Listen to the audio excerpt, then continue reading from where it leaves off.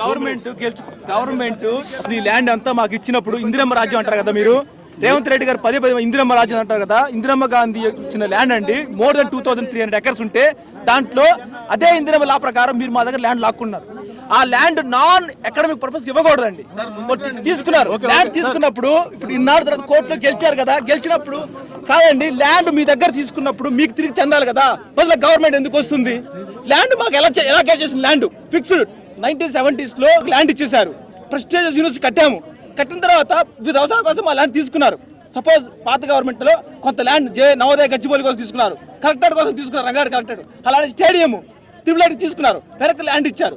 కానీ ఈ particular land మీరు తీసుకున్నప్పుడు కోర్టులో ఉన్నప్పుడు తిరిగి మాకే చెందాలి కదా. గవర్నమెంట్ వచ్చి మా ల్యాండ్ మళ్ళీ తర్వాత చాలా ఫ్యాబ్రికేట్ ఇన్ఫర్మేషన్ ఇస్తున్నారు, యాక్యురేట్ ఇన్ఫర్మేషన్ కాదు. వాళ్ళు ఏం చెప్తున్నారంటే మేము గచ్చిబౌలి హైదరాబాద్ యూనివర్సిటీ టచ్ చేయట్లేదని. అరే హైదరాబాద్ యూనివర్సిటీ తలవే కదా ఇప్పుడు లిటిగేషన్ లో ఉన్నది. ఇప్పుడు మీ దగ్గర డబ్బులు తీసుకుని వేరే వాళ్ళు తీసుకుంటే మీకు ఇప్పించాలా? మధ్యలో ఎవరు తీసుకుంటారండి? అంటే డెవలప్మెంట్ అవుతుంది కదా అని చెప్పి ఎప్పుడు ప్లాన్ తీసేసుకుంటారా? మీ అందరికీ మాట చెప్తాను, మీడియా వాళ్ళందరికీ మాట చెప్తాను.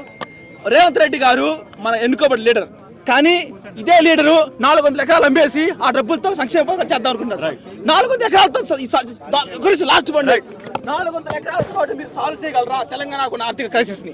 అలా అయితే మా జీతాలు అంతా ఇస్తాం. మనకు అది అవసరం లేదు. అభివృద్ధి కోసం తీసుకోకండి. నాన్ ఎకడమిక్ కోసం. నిన్న మంత్రులు శ్రీధర్ బాబు, బట్టి విక్రమార్క గారు, సీఎం రేవంత్ రెడ్డి గారు చెప్పినటువంటి పేపర్ని నిన్న మీడియా ముందు చదవడం జరిగింది.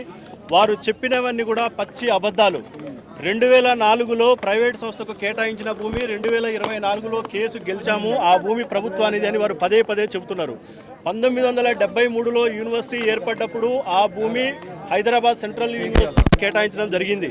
2004లో పాలకుల యొక్క రాజకీయ జోక్యం వలన ఆ భూమిని ప్రైవేట్ వ్యక్తులకు కేటాయించారు.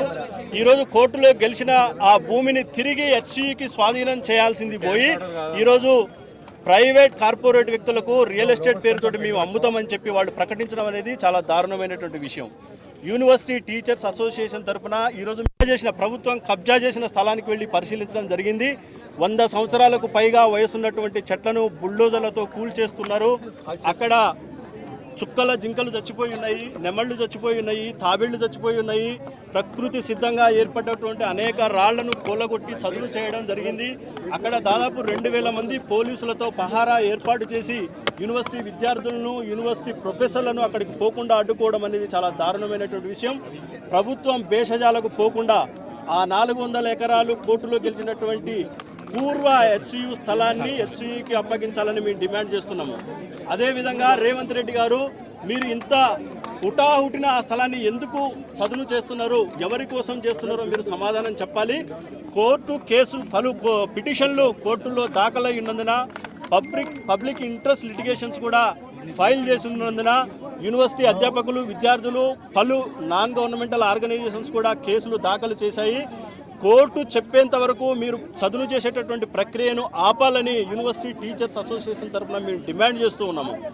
తెలంగాణ సమాజం, తెలంగాణలో ఉన్నటువంటి అన్ని రాజకీయ పార్టీలు తెలంగాణ ఆత్మాభిమానం, తెలంగాణ తొలితరం ఉద్యమ ప్రతీకగా ఉన్నటువంటి హైదరాబాద్ సెంట్రల్ యూనివర్సిటీ భూములను కాపాడేందుకు మీరందరూ కూడా మా యూనివర్సిటీ విద్యార్థులు, అధ్యాపకులతో కలిసి రావాలని చెప్పి మేము అందరినీ కూడా డిమాండ్ చేస్తూ ఉన్నాము.